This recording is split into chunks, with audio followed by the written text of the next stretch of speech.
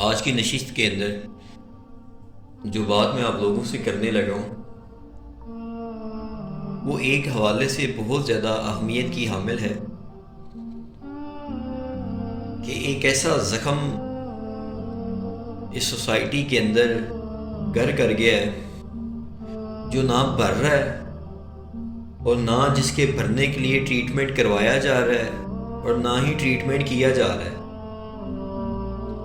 Majority of Peoples ایسی ہے جن کے اندر دولت کی خرس نے پھون پھان کے سوا کچھ نہیں چھوڑا۔ وقتی فائدے اور نفس کی تسکین کی خاطر ہم لوگ بہت سارے لوگوں کے حق مار رہے ہیں، ان کے ساتھ ظلم کر رہے ہیں اور ان کے ساتھ زیادتیاں کر رہے ہیں۔ جہاں کبھی جس جگہ رشتوں کا تقدس ہوتا تھا، آج اس جگہ یاریوں کے فریب عام ہو چکے ہیں۔ اس اخلاق کی دیواریں گر چکی ہیں جس کو دیکھ کے کافر بھی کلمہ پڑھ لیتے تھے، اور روحانیت کے مذہب سکڑ چکے ہیں جس میں ہم کہتے تھے کہ میرے کل کا مالک اللہ ہے، میرے آج کا مالک بھی اللہ ہے، جس کے اندر ہم ڈرتے تھے خدا کی ذات سے، برے کام سے، بری عادتوں سے، بری حرکتوں سے۔ یہ ساری چیزیں ختم ہو چکی ہیں۔ اب کیا رہ گیا ہے؟ چینی، دال، روٹی، کپڑے، گاڑی، بنگلہ، شہرت، اس کی فکر رہ گئی ہے۔ آگے چلتے ہیں۔ ایک شخص رسول پاک صلی اللہ علیہ وآلہ وسلم کی بارگاہ میں حاضر ہوا۔ یہ میں نے فیکٹرز بتائے ہیں آپ کو جن کی میں نے بات کی کہ یہ ایک زخم بن چکی ہیں سوسائٹی کا۔ اب ان کا تدارک کیسے ہے اس پہ بات کرتے ہیں۔ ایک شخص رسول پاک صلی اللہ علیہ وآلہ وسلم کی بارگاہ میں حاضر ہوا، عرض کی، یا رسول اللہ صلی اللہ علیہ وآلہ وسلم، مجھے ایسا رستہ بتائیں کہ میں جنت کی طرف گامزن ہو جاؤں۔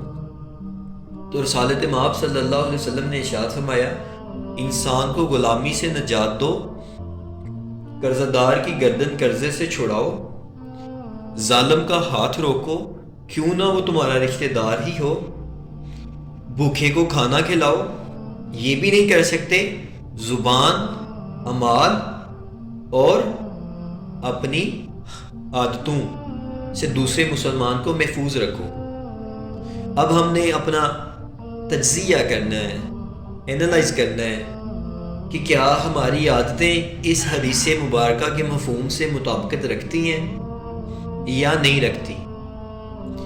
اپنی ذات کے اوپر ایک مسلمان کے لیے اس سے بڑا ظلم کیا ہوگا کہ وہ مسلمان ہونے کے باوجود کتاب ہدایت، کتاب انقلاب، قرآن مجید ہونے کے باوجود رسالت مآب صلی اللہ علیہ وآلہ وسلم جیسی عظیم شخصیت جس کی مثل جہاں میں نہیں ملتی، ان جیسی شخصیت آقا ہونے کے باوجود ہم لوگ انقلاب کے لیے کافرانہ تہذیب کا طواف کر رہے ہیں۔